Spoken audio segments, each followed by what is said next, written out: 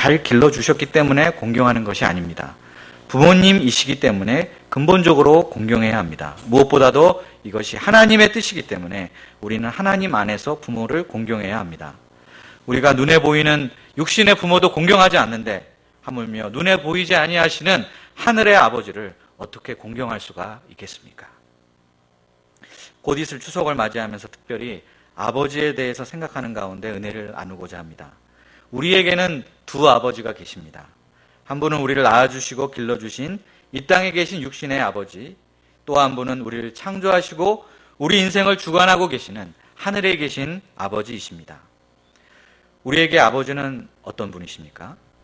9절부터 11절 상반절을 보면 아버지가 어떤 존재인지를 잘 말해주고 있습니다.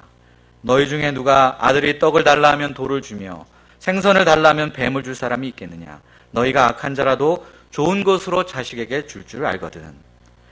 이 세상의 아버지들은 자식들에게 모든 좋은 것을 주기를 원합니다. 아들이 떡을 달라 하면 떡을 주고 생선 달라 하면 생선을 줍니다. 김현유 목사님의 회사에 고기라면 아주 환장을 하는 직원이 있었다고 합니다. 근데 이제 이 직원이 결혼을 해서 아들을 낳았습니다. 그런데 그가 자기가 아버지가 되었다는 사실을 실감한 때가 있었다고 합니다. 바로 아들에게 기꺼이 고기를 양보한 순간이었다고 합니다. 평생 이런 일이 없었는데 자발적으로 기쁨으로 고기를 양보하다니 자기 스스로 믿겨지지가 않았다고 합니다. 아버지는 자기가 못 먹어도 자식들에게 배불리 먹이고 싶어 합니다. 자신은 못 입어도 자식들에게는 예쁜 것으로 입히고자 합니다. 당신은 못 배웠어도 자식들에게만큼은 많이 배우기를 원합니다. 그래서 뼈가 으스러지도록 수고합니다. 이처럼 육신의 아버지들은 자식을 위해 모든 좋은 것 주기를 기뻐합니다. 아들이 떡을 달라는데 돌을 주며 생선을 달라는데 뱀을 줄 부모는 없습니다. 아무리 도덕적으로 악한 부모라 할지라도 자기 자식에게만은 모든 좋은 것 주기를 원합니다. 데브라는 유명한 영화가 있습니다. 이 영화에 보면 이탈리아 마피아들의 세계가 나옵니다. 사람을 아주 밥 먹듯이 죽이는 악한 인간들 천지입니다. 그런데 이 마피아의 두목은 자기 자식은 자기처럼 마피아가 되는 것을 결사코 반대합니다. 이게 영화의 중요 모티브 중에 하나입니다. 적어도 자녀만큼은 이 시궁창 같은 세계에서 살지 말고 밝은 세계, 떳떳한 세계에서 살기를 바라는 것이 그 잔혹한 마피아 두목의 마음입니다. 이것이 아버지의 마음입니다. 부모가 되어 보신 분들은 이 마음을 넉넉히 이해하실 것입니다. 부모는 자신이 고생하더라도 자기 자식만큼은 고생하기를 바라지 않습니다. 요즘 우리 선교사님들의 자제분들이 한국에 있는 대학에 입학하는 경우가 종종 있습니다. 그런데 한 가지 공통적인 게 우리 선교사님들은 자기 자녀들이 장막 생활하는 것을 별로 원하지 않는 것 같습니다. 왜 그럴까요? 옛날 장막을 알기 때문입니다. 옛날 장막은 사람 살만한 곳이 못 되었습니다. 쥐도 나오고 벌레도 나오고 조그만 곳에 몇십 명이 살고 그 기억을 가지고 선교지로 가셨기 때문에 이분들은 요즘 장막이 많이 변했다는 사실, 그래도 사람 살만하다는 사실을 모르고 나는 그런 고생을 기쁨으로 했더라도 적어도 너만큼은, 내 자식만큼은 고생시키고 싶지 않다는 마음이지 않을까 합니다. 그래서 우리는 이런 부모님의 은혜를 하늘 아래 그 무엇이 높다 한들 더 높은 것이 없다 하고 매년 어버이날이 되면 노래합니다. 잠시 저의 아버지 이야기를 해보겠습니다. 제 아버지는 10년 전에 제 어머니를 췌장암으로 보내시고 혼자가 되셨습니다. 그런데 감사한 것은 이것을 계기로 해서 아버지께서 신앙을 갖게 되셨다는 사실입니다. 요즘은 저보다 더 열심히 있으십니다. 매일 새벽 기도에 나가시는 건 기본이고 성경 전권을 2번이나 직접 손으로 써서 필사본을 만드셨습니다. 특히 2번째 필사본이 너무 훌륭해서 전시회에 출품이 되었습니다. 그리고 아버지가 출석하시는 교회에서 이것을 유리상자에 담아 그 교회에 영구 보관하기로 이렇게 결의를 했습니다. 또 이번 추석 가족 예배 때에도 아버지께서 직접 메시지를 전하겠으니 너는 좀 이번에 쉬어라, 이렇게 전화를 하셨습니다.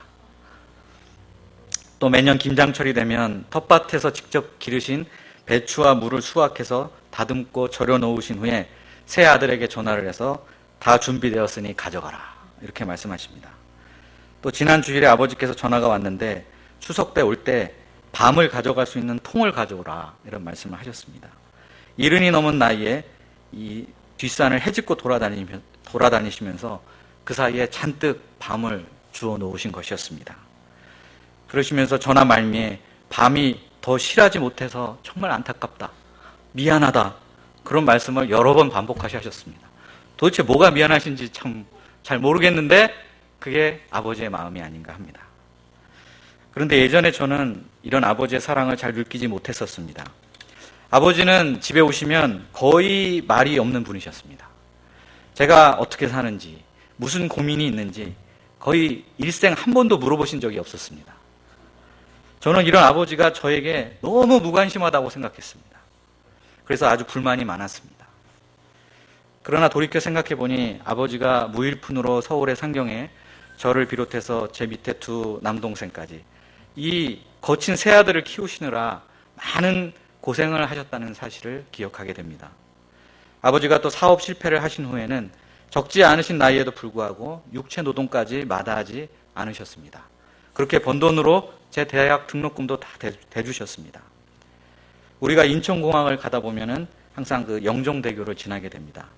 근데 이 다리 공사 현장에 가서 일하신 적도 있었습니다. 그래서 인천공항이 정식으로 오픈하기도 전에 온 가족을 다 데리고 인천공항에 간 적이 있습니다. 목적은 단 하나였습니다. 그 다리를 지나시면서 봐라, 이 다리가 다 내가 지은 거야, 이렇게 한마디 하셨습니다. 마치 혼자서 다리 다 지은 사람처럼 자랑스러워 하셨습니다.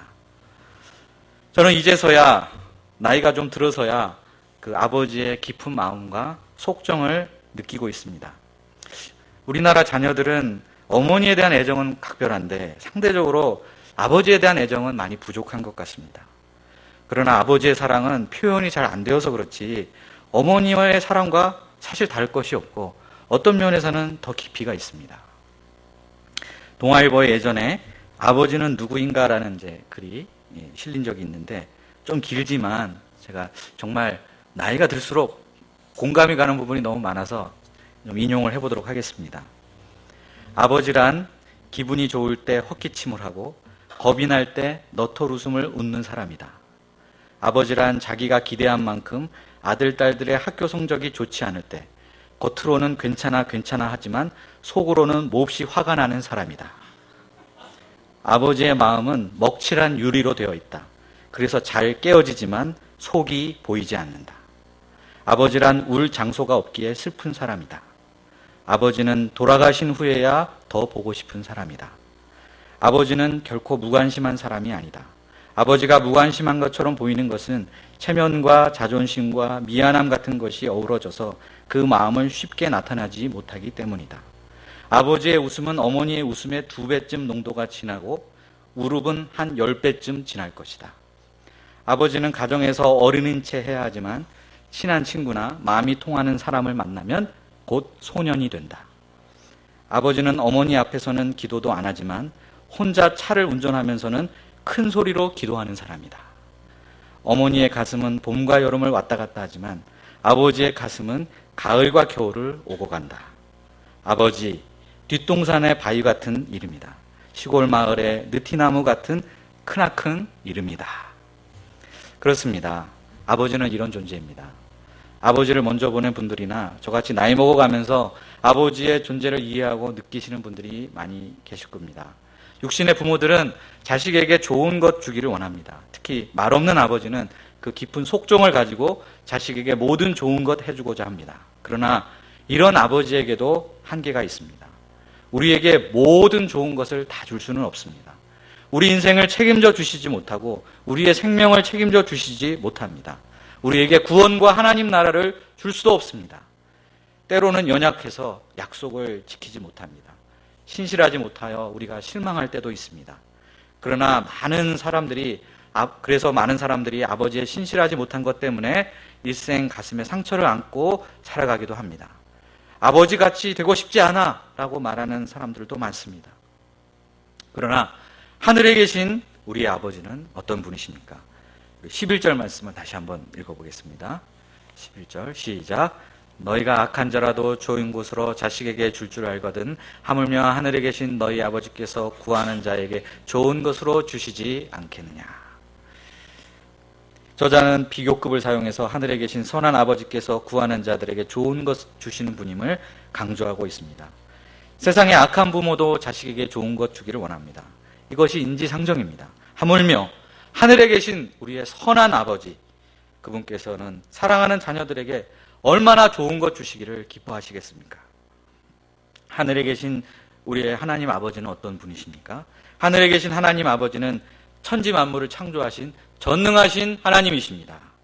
우리 인생들을 당신의 형상대로 창조하신 사랑의 주님이십니다. 하늘에 계신 하나님 아버지는 이 세상과 구별되는 거룩하신 아버지이십니다. 하늘에 계신 하나님 아버지는 말씀하신 것을 반드시 이루시는 미쁘신 하나님이십니다.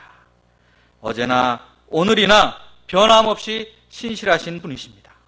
이 하늘에 계신 하나님께서 우리가 아직 죄인 되었을 때에 우리를 사랑하사 그 약속한 대로 독생자 예수님을 이 땅에 보내셨습니다. 우리를 구원하시기 위해 외아들을 십자가에 내어주셨습니다. 아들을 죽은 자 가운데서 3일 만에 다시 살리사 사망 권세를 파하시고 죄와 사망에서 우리를 건져주셨습니다. 예수님께서 승천하신 후 약속하신 대로 우리를 위해 보혜사 성령님을 또한 보내어 주셨습니다. 이 미쁘시고 선하신 하늘에 계신 하나님 아버지께서는 구하는 자들에게 모든 좋은 것을 주시는 분이십니다. 그러면 하늘에 계신 하나님 아버지는 어떤 자에게 좋은 것을 주신다 했습니까? 구하는 자라 했습니다.